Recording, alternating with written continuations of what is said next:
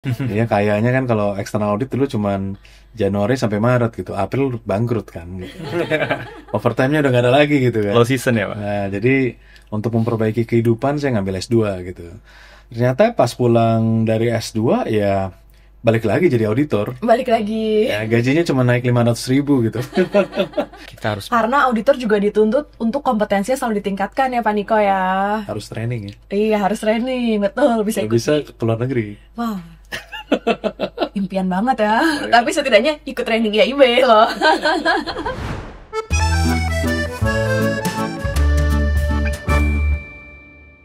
Hai, Hai Ibers. terus kembali lagi di Roti Manis. ruang obrolan rutin, bermanfaat dan inspiratif.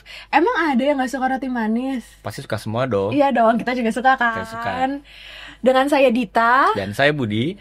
kali ini kita mau bawa bintang tamu yang spesial nih. Siapa, Dit? Siapa ya? Langsung saja ya. Hai Pak Niko. Halo juga. Halo Pak Niko. Halo Mas Budi, halo Mbak Dita ya. Halo Yaibers, apa kabar semuanya? Terima kasih ya Pak sudah meluangkan waktunya nih di tengah-tengah kesibukan dari Pak Niko. Sebelum kita tanya, kita minta kedipnya dulu yuk. Kedip. Iya. Jadi Pak Niko boleh minta kedip ya Pak? Itu. Iya.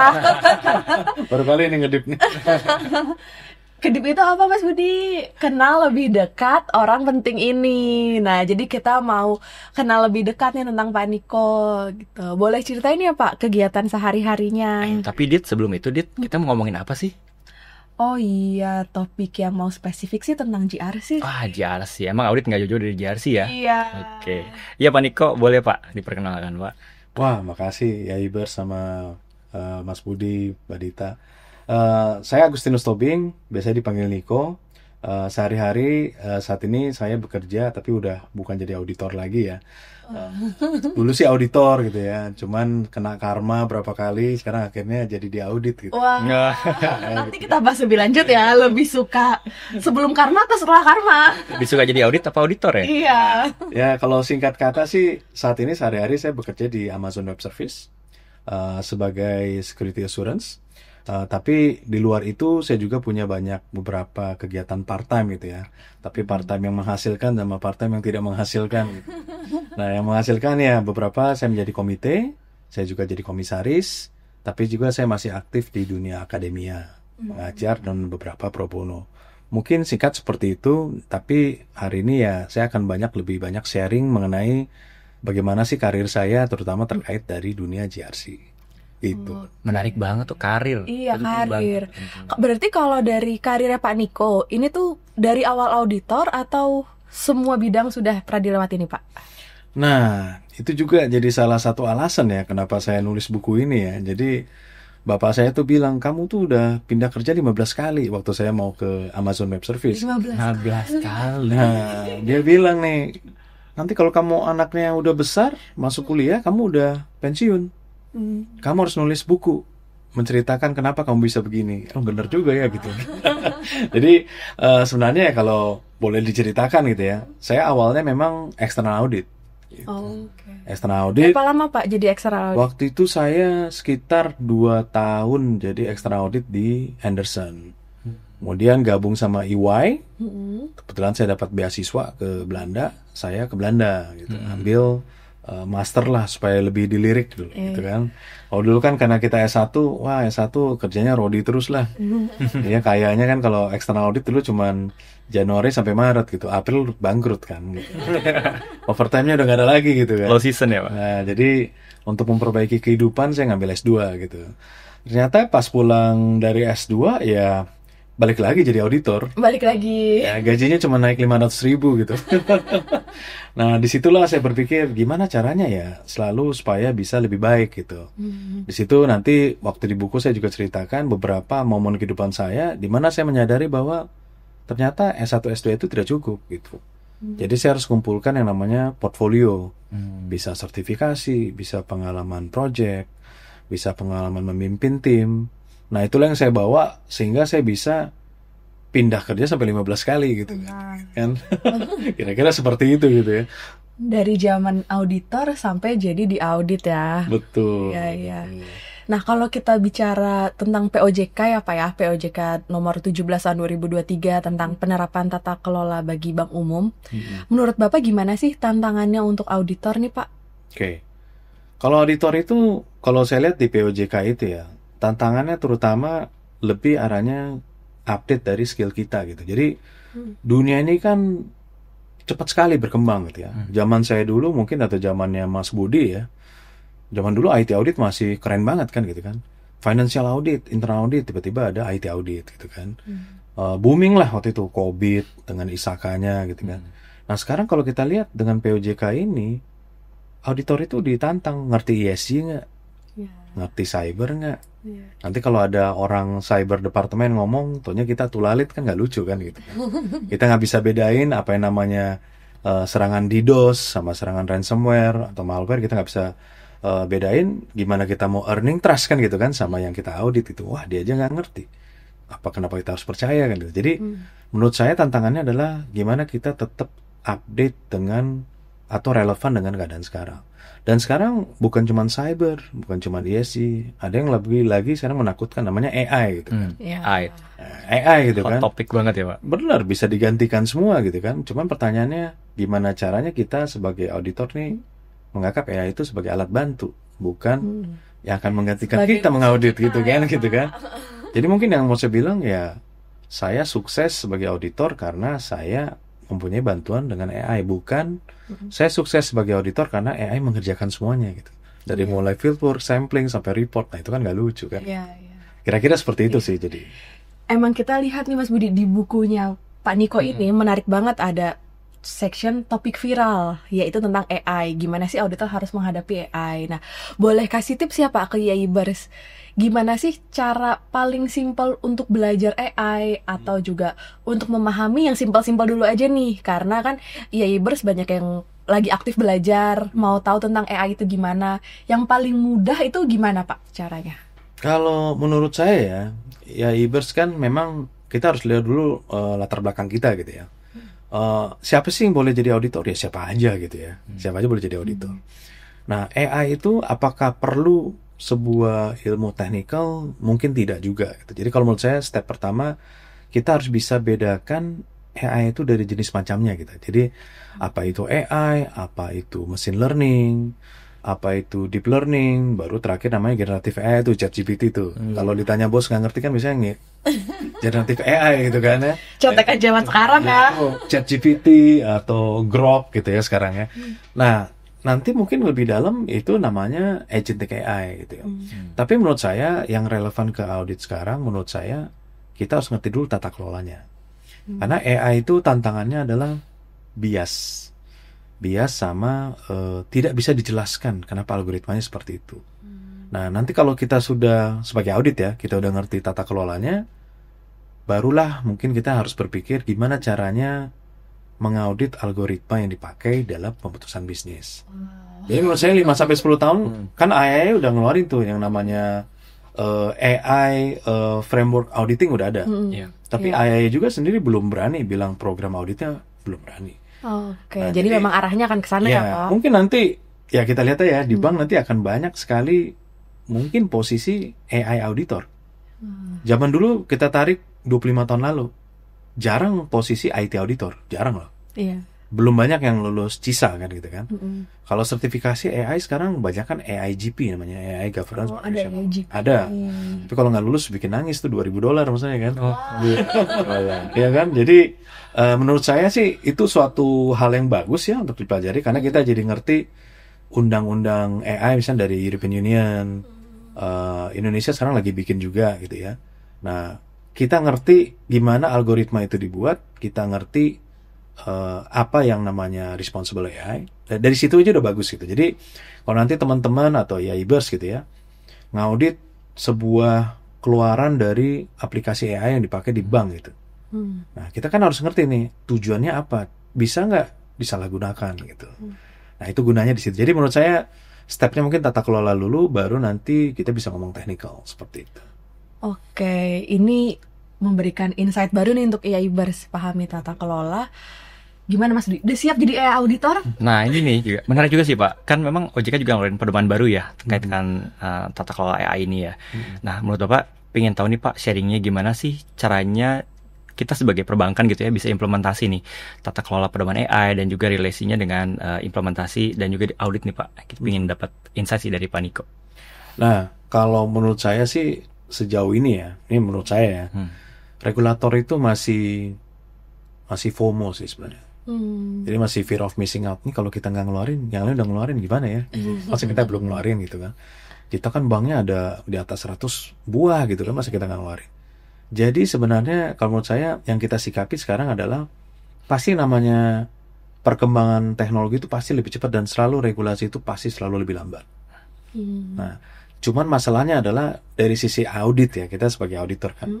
Kan yang diharapkan dari auditor tuh kamu harus bisa memberikan independent opinion gitu. Bahasa kasarnya sih kamu harus lebih tahu dari saya kan gitu. Iya banget. Ada apa-apa Harus tahu semuanya Iya, gitu ya. dan lebih dulu ya. Gitu kan soalnya gitu kan. Audit harus tahu lebih. Nah, kalau menurut saya ya untuk melindungi kita juga gitu ya. Minimal kita harus bisa memberikan kayak mereka percaya mereka punya confidence lah ke kita. Jadi kalau OJK bikin aturan tentang transparansi, accountability, minimal kita sebagai audit kalau ditanya, kalian tahu nggak sih sebenarnya departemen mana yang cocok untuk misalnya antara produser, deployer, sama developer dari AI itu. Kita harus bisa bedain. Jadi ibaratnya kayak kalau ibaratnya ya teori yang di COSO tuh ya, karena namanya kontrol itu kan ada custody, ada yang operating, ada yang execute kan gitu kan. Itu harus 3 terpisah. Nah, kita juga kalau dalam konteks AI dan kita belum matang gitu peraturannya, minimal kalau bank atau perusahaan tempat kita bekerja, dia mau implement AI, kita bisa kasih advice bilang, oh departemen ini yang boleh deploy, tapi departemen ini yang develop. Departemen ini sebagai user. Segregation of duty-nya jelas. Dan dokumentasinya kita bisa bilang ya, dokumentasinya harus jelas tentang ini. Minimal kita harus bilang itu. Jadi makanya menurut saya ada baiknya mumpung belum telat, artinya belum keluar undang-undang AI. Indonesia kan semuanya serba lama gitu ya. Ya, kalau nggak copy paste biasanya, save as gitu ya. Jadi menurut saya bagusnya teman-teman IAIBers lebih bagus sekarang mulai lengkapi tata kelola itu. Oke. Gitu. Jadi minimal kita bukan minimum requirement, bukan minimum knowledge. Kita tahu lebih dari yang akan melakukan AI. Oh iya. Seperti itu. Dia bisa lebih jago teknikal dari kita, tapi kita lebih komprehensif soal tata kelolanya. Jadi kalau dia mau ibaratnya cipoain kita bisa kasih mental stress lah. Wah. Ya gitu. Jadi benar gini, dia bikin coding algoritma, tapi kita bisa bilang, oh saya punya mekanisme untuk melihat jangan sampai algoritma itu ada malicious code yang dibuat. Minimal itu pesan yang kita sampaikan. Kira-kira seperti itu. Oke. Keren banget ya Mas Budi ya. Apalagi untuk mudah-mudahan nggak mau muntah lo ya. Enggak. Malah membuka banget wawasan ya. Jadi mungkin untuk kita dan juga IAIBers kalau misalnya tahun ini mau belajar apa lagi sih yang baru gitu kan. Di sini udah kita memberikan wawasan baru. Nah, kalau balik lagi nih ke topik GRC ya Pak ya. Kalau menurut Pak Niko, GRC yang efektif itu seperti apa sih dan gimana sih peran auditor untuk mendukungnya? Ya. Ini pertanyaan bagus ya. Kalau GRC itu kan kadang-kadang orang suka salah tuh ya. Governance, risk, dan control. Padahal kan governance, risk, dan compliance gitu ya. GRC yang bagus idealnya ya integrate gitu ya. Jadi artinya kalau teman-teman kita atau sepupu kita yang di compliance tuh, dia mengalami insiden, kita juga sebagai layer ketiga kita tahu gitu. Contohnya ya saya ambil contoh di perusahaan asuransi ya. Tiba-tiba ada yang buka aplikasi polis jam 3 pagi. Mungkin nggak? Kan semua kan jualan polis pakai iPad gitu kan ya. Ada timestampnya gitu. Kalau dia nggak integrate, orang operationnya atau lain satunya akan terima aja, bener nggak? Terima aja, semua terisi, polisnya dikeluarkan, dia dapat duit kan gitu kan. Tapi kalau kita bicara yang integrate gitu kan, pasti udah ada warning dari compliance-nya. Ini nggak make sense nih. Mana ada tenaga pemasaran yang bawa iPad ketemu orang jam 3 pagi, bener nggak? Bener kan gitu kan. Jadi saya bicara visibility. Nah, teman-teman audit atau teman-teman IAIBers yang menjadi auditor itu tahu nggak sih yang dihadapi oleh teman-teman kita di compliance atau di risk atau di lain satu. Jadi Kalau ditanya yang bagus ya, yang integrate gitu. Nah, itu contoh integrasi gitu, contohnya aja. Atau misalnya gini, yang paling gampang sering banyak masalah di bank ya. Auditnya bilang jelek, tapi hasil self-assessment RCSA-nya bilang bagus. Gitu. Sering banget ketemu ya Dit ya. Kan gitu kan? Sering kan gitu kan? Iya. Dia nge-self-assess, dia akan ngasih hasil yang bosnya pengen denger. Tapi orang auditnya bilang, enggak kayaknya banyak temuannya, kontrolnya nggak jalan secara desain, secara operating gitu. Kan logikanya harusnya saling mengupdate kan gitu kan. Berarti risk profile-nya salah dong kan gitu kan. Nah, tapi fakta yang terjadi kan, enggak, itu yang benar, kamu yang salah ngauditnya kan gitu kan. Nah, jadi kalau menurut saya, itu yang saya bahas di buku itu. Jadi, saya ngelihat lebih arahnya kayak risk management itu. Itu kan seni bikin orang ngaku salah sebenarnya. Iya, saya nggak terlalu bagus. Saya punya masalah di sini gitu. Iya. Cuman di Indonesia kan kenapa nggak integrate? Karena begitu kita dapat hasilnya, kita cenderung menyalahkan. Jadi kayak memblame gitu kan. Padahal kan risk management itu kan ngomongin hal yang belum terjadi gitu kan. Iya. Sometimes we are being paranoid gitu kan. Nah, tapi gimana kita menyikapinya? Jadi menurut saya integrasi itu kita bicara keterbukaan juga. Sistemnya memang tidak bagus. Risk appetite kita masih bisa terima nggak bagus itu. Dan apa yang bisa kita lakukan? Dan nggak boleh juga kalau sistem nggak bagus, tiba-tiba kita ngaudit, kita bilang, oh ini temuan. Kita udah bilang nggak bagus kok gitu kan. Makanya ada di beberapa bank, ya saya nggak sebutin namanya gitu ya. Dia bilang kalau risk management itu dan line 1 itu sudah mendeklar itu adalah suatu control weakness, nggak boleh dianggap temuan oleh internal audit. Oke. Pertanyaannya itu bagus atau enggak gitu. Kalau auditnya KPI-nya diukur dari jumlah temuan, Iya. nggak bagus kan gitu kan. Pengaruh ke bonus, bener nggak? Tapi kalau audit ratingnya pengaruh ke penilaian dia sebagai line 1, berarti ngurangin bonus dia kan. Nah, itu seperti itu. Balance sih, harusnya ke balance gitu. Itu sih kira-kira ilustrasinya seperti itu. Oke. Ya Pak, ini menarik sih Pak, yang topik GRC tadi ya Pak. Ya. Gimana sih kita kalau pingin menilai efektivitas GRC itu seperti apa sih di perbankan? Contohnya misalnya di perusahaan bank ataupun yang lainnya Pak. Soalnya kan Yaibers juga ini ada beberapa yang dari bank dan mungkin juga ada yang nonton juga yang di luar bank ya. Jadi mungkin bisa dapat insight nih Pak. Mungkin kalau kita bicara ideal, kadang-kadang kan orang ya di Indonesia atau di dunia ini kan banyak banget orang pintar gitu ya. Banyak sekali framework sampai otak kita juga pusing gitu. Koso mau koko mau COVID gitu kan. Ada yang bilang maturitas GRC itu bisa diukur pakai score maturity. Jadi kayak COVID gitu 1-5. Tapi ada juga yang bilang mungkin kita ngelihat ada nggak sih implikasi insiden yang terjadi. Misalnya contoh gini. GRC saya bagus, kenapa? Saya achieve target saya gitu. Karena konsep dia adalah objektif, risk, dan kontrol gitu. Objektif saya yang menghalangi saya menghadapi objektif berarti itu risk gitu kan. Karena saya tahu itu risikonya, saya buat kontrolnya kan gitu kan. Jadi kalau saya achieve target berarti GRC saya bagus. Ya belum tentu juga. Siapa tahu dia ada misalnya salesnya unethical, kita nggak tahu. Ya. Tapi ada juga yang bilang, oh selama kita nggak pernah kena teguran dari regulator, berarti kita oke. Pertanyaannya, regulator juga risk based kan? Dia cuma datang ngetok pintu kalau hasil risk profile-nya merah, kalau enggak hijau, bener nggak? Kan gitu kan. Nah jadi kalau menurut saya GRC itu bagus, menurut saya itu harus kita lihat dari culture-nya sendiri.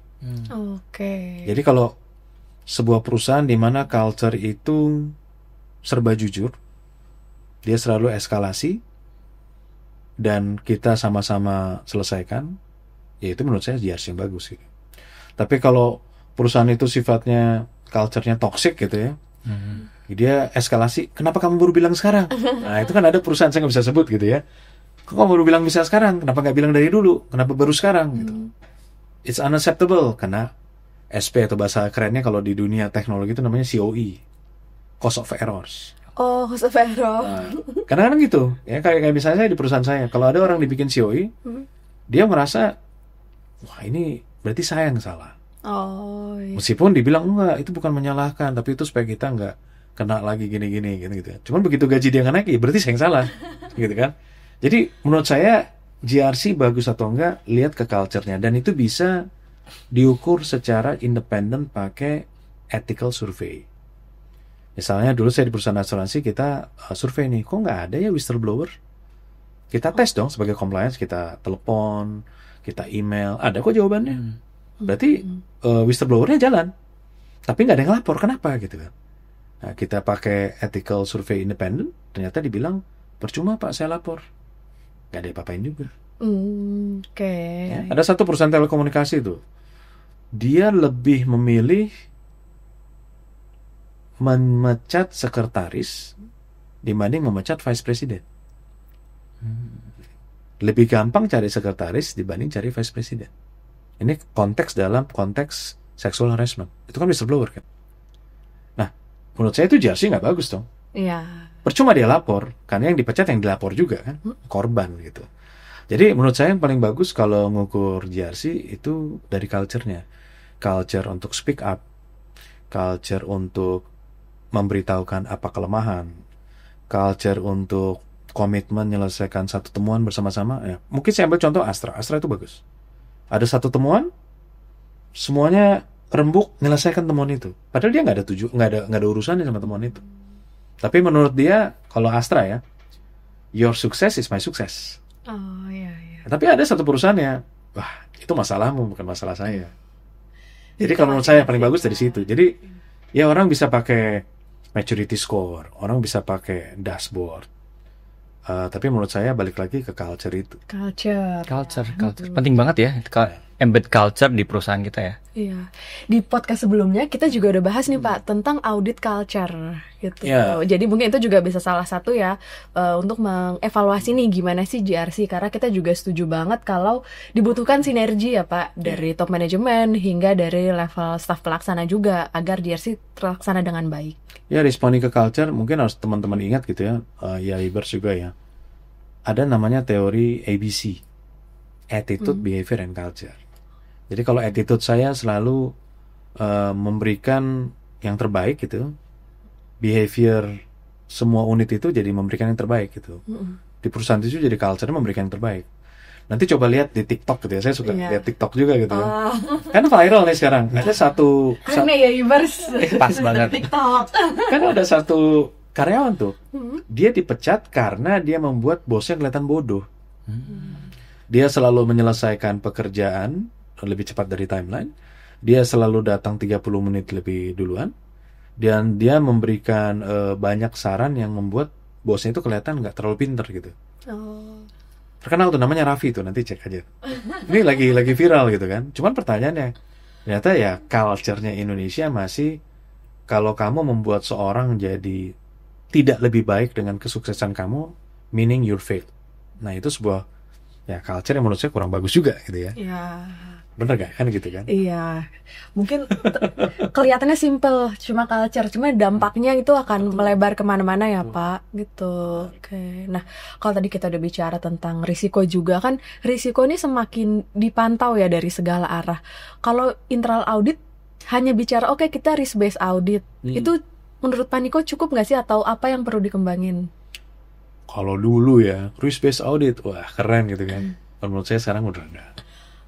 Sekarang ekspektasi ke audit itu kayaknya harus tahu semua, harus tahu winter is coming gitu ya. Wah. Harus holistik gitu kan, harus sifatnya prediktif. Kalau dulu kan zaman kita masih pakai ACL, pakai idea kan, itu based on data yang terjadi. Iya.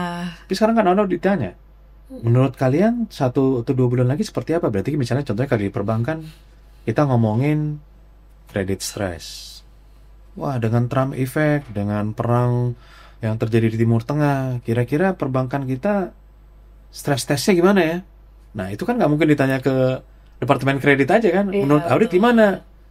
Pengukuran stress testing dari kredit ini benar atau nggak? Kan kita ditanya itu. Makanya yang tadi terkait dengan yang pertanyaan pertama tadi. Jadi kita tuh memang dituntut banyak tahu, dituntut lebih sifatnya, kalau istilahnya kerennya tuh bukan forecast, tapi apa ya nama istilahnya tuh, jadi saya lupa ya istilahnya, bukan forecast tapi ke depan memberikan value added gitu. Oh iya. Gitu ya, foresight Ya. Itu yang saya cari tuh. Sehabis insight, foresight. Mereka nggak suka insight aja. Insight generative AI bisa sih. Iya. Tapi kalau foresight itu satu hal data yang belum di training di AI kan. Nah itulah gunanya human in the loop. pengalaman gitu ya. Nah, jadi kalau menurut saya risk base lebih bagus punya risk base dibanding nggak punya apa-apa, itu saya setuju. Kita tahu prioritasnya perusahaan mau kemana, arahnya kemana, tetap align dengan strategic plan. Tapi risk base aja nggak cukup. Kadang-kadang ada hal yang belum di cover dari strategic plan itu sendiri. Misalnya contohnya gini, siapa sih di akhir 2019 yang masukin COVID itu jadi top risk dia? Nggak ada. Iya, betul. Nggak ada kan? Iya. Coba perhatiin. Coba cek lagi di risk based audit. Tempat risk management bank-bank itu memang ada bilang pandemi? Nggak ada. Itu salah satu contohnya kenapa. Tapi kan lucu juga ya kalau kita jadi audit bisa memprediksi akan ada. Emang kita Nostradamus kan? Nggak bukan kan gitu kan? Nah, tapi minimal maksud saya secara profesi kita sudah memberikan evidence bahwa kita sudah melakukan segala cara. Itu kan namanya doing professional care gitu kan ya. Itu standar berapa tuh? 1.300 tuh kan gitu ya. Nah, IAIB juga harusnya ada ya. Iya. Kan gitu ya. Nah, itu kita harus nunjukin bahwa kita udah melakukan analytics, udah melakukan predictive analytics, dan menurut kita ini potensi-potensi. Masalah manajemen nggak mau terima ya, itu kan risk appetite mereka ya. Tapi kalau kita ngerasa ada strong evidence dan di luar seperti itu, menurut kita nggak ada salahnya kita ajukan. Itu sih kalau menurut saya. Wah, menarik banget ya. Ini memberikan insight baru juga nih untuk Yaibers. Jangan kita masih bilang, iya gue udah risk based audit kok, oke santai aja gitu ya Mas Budi. Ternyata masih Jangan harus, gitu. iya. Iya. Kita harus Karena auditor juga dituntut untuk kompetensinya selalu ditingkatkan ya Pak Niko ya. Harus training ya. Iya, harus training, betul. Bisa Kalau ikut. bisa ke luar negeri. Wah, impian banget ya. Tapi setidaknya ikut training IAIB loh. Pak, menarik tadi yang top risk tuh Pak. Saya lihat di Bukalapak juga dibahas ya. Selama 3 tahun terakhir itu ada perkembangan tuh. Mostly top one risk itu cyber security. Ya. Tapi digital disruptive tuh naik terus tuh Pak. Nah itu Benar. mungkin ada nggak sih Pak tips buat kita menghadapi challenge itu tuh? Ya, balik lagi kalau kita mau bisa deal dengan risk itu, baik kita secara personal atau secara profesi gitu ya, yang pasti knowledge ya. Jadi knowledge mengenai cyber risk itu macam-macam lah ya. Jadi bisa misalnya dari Yaibers misalnya bisa ngundang expert-expert gitu ya, ngasih introduction cyber risk yang viral itu apa sih gitu ya. Misalnya contohnya, kenapa sih kita peduli banget sama namanya ransomware? Iya. Apa sih impact-nya benar-benar ke perbankan gitu ya. Nah, bisa juga cara lain adalah kita sudah mulai harus revisit lagi program-program kita gitu. Jangan-jangan kan di audit plan kita kan ujung-ujungnya kredit, cabang. Iya. Sementara cabang makin lama makin sedikit gitu kan. Kalau kita ngomong digital disruption, semua digital sekarang. Nggak ada lagi kan orang yang bawa dompet. Saya aja nggak bawa dompet. Yang penting bawa handphone ya Pak. Benar. Dan baterai penuh ya. Iya. Lebih mending hilang handphone atau lebih hilang dompet kan? Pertanyaan sekarang gitu. Iya. Kan gitu ya. Kalau ketinggalan tas juga Benar. ya udah yang penting bawa handphone. Dan nggak ada tuh sebenarnya kalau dibilang Generation X atau baby boomers tuh nggak mau go digital, nggak juga. Iya. Nenek-nenek sekarang banyak main TikTok. Ibu saya masih main TikTok tuh. Kan gitu ya.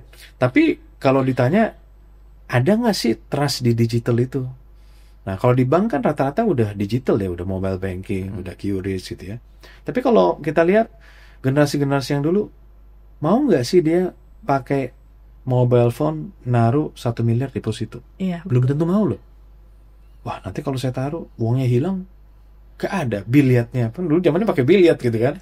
Mana buktinya buat Betul. saya yang harus saya simpan? Betul. Gitu ya Pak. Menurut saya mungkin lebih bagus kalau auditor tuh sekarang harus mengubah mindset dia sih. Jadi artinya bayangkan posisinya kalau teman-teman di Yaibers ini sekarang nasabah bank gitu. Masih relevan gak sih cara pemeriksaan kita? Gitu. Kalau misalnya kayak saya nih, Iya. saya tuh termasuk yang ya saya go digital tapi saya juga isolate gitu. Mindset saya handphone tuh tetap 2. Satu yang terkait transaksi, satu yang enggak. Jadi kalau ada apa-apa dia nggak mungkin dibajak gitu kan. Iya. Yang punya transaksi itu handphone yang nggak punya network gitu. Nah tapi apakah mindset itu ada? Belum tentu semua kan gitu. Betul. Jadi makanya tadi dari Mas Budi tadi tanya ya, wah digital disruption akan naik terus. Bisa jadi nanti kita nggak bayar pakai duit lagi, bisa aja bayar pakai Bitcoin, kita nggak tahu kan. Cuman Bitcoin itu udah ada yang pernah lihat bentuknya kan? Enggak ada kan? Kan gitu kan? Serba digital semua ya. Betul. sekarang. Tapi ya kita lihat juga ya pembelajaran digital ya. Contohnya di edukasi gitu ya. Ternyata anak-anak yang selama masa pandemi itu pakai kurikulum Merdeka ya, harus naik kelas. Nggak boleh nggak naik kelas. Bener nggak coba perhatiin? Iya. Karena digitalnya gitu. Jadi saya sih, wah anak saya pasti naik kelas. Nggak mungkin lah Gak mungkin gak naik naik kelas gitu kan. Cuman ternyata kalau ditanya kenapa bisa seperti itu? Karena ternyata dibandingkan dengan in person, Hmm. mereka lebih percaya kualitas in person. Hmm. Tapi kan belum tentu itu di sisi perbankan, itu kan edukasi gitu kan. Nah, jadi kalau menurut saya sih yang saya taruh di buku itu mungkin masih relevan di 1 sampai 2 tahun lagi ya. Tapi kita lihat juga yang risiko yang lain kayak ESG naik terus. Cyber juga nanti bakal dipisahin sama AI kayaknya. Oh, jadi akan terpisah Betul. ya, lebih spesifik. Ya, kayak- AI semakin berkembang ya. Kayak fraud risk. Fraud risk itu kan dulu besar ya. Ternyata lama-lama dibuka lagi ada money laundering, ada financial crime. Taksonominya makin spesifik kan. Bisa jadi nanti AI itu dipisah dari cyber. Karena AI itu bisa jadi AI driven cyber attack bisa. Tapi bisa juga AI security cyber driven juga bisa. Gitu. Jadi menurut saya yang pertama tadi knowledge, yang kedua kita juga harus revisit program-program kita sebagai auditor. Dan yang ketiga menurut saya lihat juga, assess juga di sisi perusahaannya. Ini benar nggak sih perusahaannya memang digital mindset gitu. Karena kadang mindset orang tuh kalau digital semua kalau udah jadi di komputer itu digital. Kalau nggak ada fisiknya, Benar. digital. Dokumen di scan itu digital. Ah, Itu iya. nggak seperti itu gitu. Digital tuh kan mindset gitu. Kita nggak perlu lagi nulis ulang karena sudah diambil dari data yang bisa kita jamin akurasinya. Contohnya seperti itu. Jadi misalnya kayak Mbak Dita nih mau buka tabungan itu, nggak perlu lagi key-in NPWP atau apa, benar nggak? Kan kita punya Iya. chief gitu kan. Tapi Iya. chiefnya Mbak Dita misalnya dianalogikan dengan handphone. Mm-mm. Mbak Dita masukin semua udah masuk kan, nggak perlu lagi key-in semua kan. Gendernya nggak usah, pekerjaannya nggak usah, kan gitu logikanya seperti itu. Cuman di beberapa perusahaan dia masih nganggap hard copy menjadi soft copy adalah digital. Digital. Padahal. Itu sih 3 itu sih menurut saya. Sekarang kalau buka rekening connect dukcapil ya, langsung terisi semua gitu lengkap kan. Kalau balik, Wah, menarik banget ya Mas Budi ya. Kita belajar banyak dari Paniko. Paniko ini juga nulis buku ya Yebers, yaitu buku GRC Career Hack. Nah, Paniko boleh kasih closing statement kan nih ke Yebers sekalian memberikan wawasan ya. GRC Career itu seperti apa sih Pak? Jadi mungkin kalau yang nonton ini kan ya hanya auditor aja dan cita-cita sampai pensiun jadi auditor gitu Pak. Misalnya ya. Atau yang udah nggak mau jadi auditor tapi bingung nih mau jadi apa gitu. menarik ya. Itu pertanyaan memang pertanyaan $1 million gitu ya. Jadi saya nulis buku itu motivasi saya sebenarnya 3 ya. Pertama ya karena saya ditegur bapak saya itu. Yang kedua saya ngelihat karena waktu itu saya jadi dosen di UI ya 15 tahun gitu. Saya lihat kadang-kadang maaf nih dosen itu kan akademia. Kadang-kadang suka so pinter gitu. Dia ngajarin sesuatu hal yang dia sendiri nggak pernah lakukan. Jadi saya lihat ada gap nih, kasian banget mahasiswanya ya bayar 100 juta tapi mau dicipoin gitu kan. Nah kemudian yang ketiga saya perhatiin banyak sekali yang tadi Mbak Dita bilang tuh relevan banget. Karena kita kerja pertama jadi auditor, mindset kita berpikir saya cuma bisa jadi auditor. Nah hati saya tuh terenyuh di situ. Jadi waktu COVID saya naik Grab, ternyata tuh yang jadi supir tuh teman saya seangkatan. Dan dia dulu akuntan, karena layoff, dia cuma mau jadi akuntan. Wah. Jadi buku ini saya mau menerangkan bahwa kita itu akuntan atau auditor, kita tuh bisa jadi apa aja menurut saya. Apalagi auditor, dia udah tahu bisnis proses kan dari end to end. Murid saya ada di UI itu sarjana agama, dia kepala audit. Wah. Artinya nggak harus jadi akuntan Iya. gitu, cuman Auditor nggak sekecil itu ya Pak? betul. Nah itu yang bikin saya jadi motivasi saya adalah jangan-jangan orang-orang ini pada nggak mau pindah-pindah kayak saya sampai 15 kali karena mereka nggak tahu apa yang mereka hadapi. Mereka sudah di comfort zone gitu. Padahal maaf kalau kayak di umur saya sekarang 46 ya, perusahaan itu akan berpikir, wah ini udah gajinya ketinggian nih. Bagusnya dibina atau dibinasakan kan gitu. Kan gitu kan, gajinya udah ketinggian sementara dengan kompetensi seperti dia banyak di luar dia nggak membuat diri dia menjadi unik gitu. Nah, jadi dengan buku ini saya mau mengajak gitu ya, teman-teman IAIBers gitu ya. eh, kita harus bisa punya mindset bahwa kita bisa jadi apa aja gitu. Iya. Nah, buku ini menjelaskan bahwa saya bukan nyombong gitu ya, dari external audit ya. IPK saya biasa aja kok, nggak nyampe 3 gitu ya. Eh, saya ambil S2 dan tidak terlalu banyak efeknya buat saya. S2 itu cuman bikin, oh ya di S2 kalau gitu kita panggil dulu lah interview. Kan gitu kan. Tapi saya mau jelasin bahwa kita tuh punya sebuah portfolio yang bikin orang akan cari kita. Oke. Gitu. Jadi saya bicara sertifikasi, saya bicara di buku itu jenjang karir ya. Saya cerita tuh sebenarnya dulu di Anderson gitu ya. Saya dari mulai bikin kopi, ngopi, nge-fax, sama ngisi confirmation. Itu kan kerjaan Semuanya. kerjaan tiga hari pertama kan itu. Padahal harapan kita karena muka kita tuh tua, dikasih dasi, dibilang 5 tahun kerja kan gitu kan ya. Gila, ujung-ujungnya senior nanti bilang nanti ikutin working paper tahun lalu kan gitu kan. Iya, samain aja ya. Betul kan? Padahal working paper tahun lalu belum tentu dibuat oleh orang yang benar kan gitu kan. Dan di zaman saya ingat nggak ada tuh namanya lab audit, sama sekali nggak ada. Jadi saya menurutin bahwa ya semua kerjaan kalau dikerjain ya pasti jadi sukses. Tapi hidup kan cuma sekali gitu ya. Banyak yang bisa kita kerjain gitu. Dan menurut saya kalau Anda udah pernah jadi auditor, Anda tahu tentang risk. Anda bisa jadi orang risk. Nggak ada bedanya. Bedanya kalau risk itu lebih arahnya kontrolnya efektif atau enggak. Kalau auditor itu efektif atau enggak. Kalau risk itu kan lebih arahnya masih sesuai dengan selera saya atau enggak kan gitu.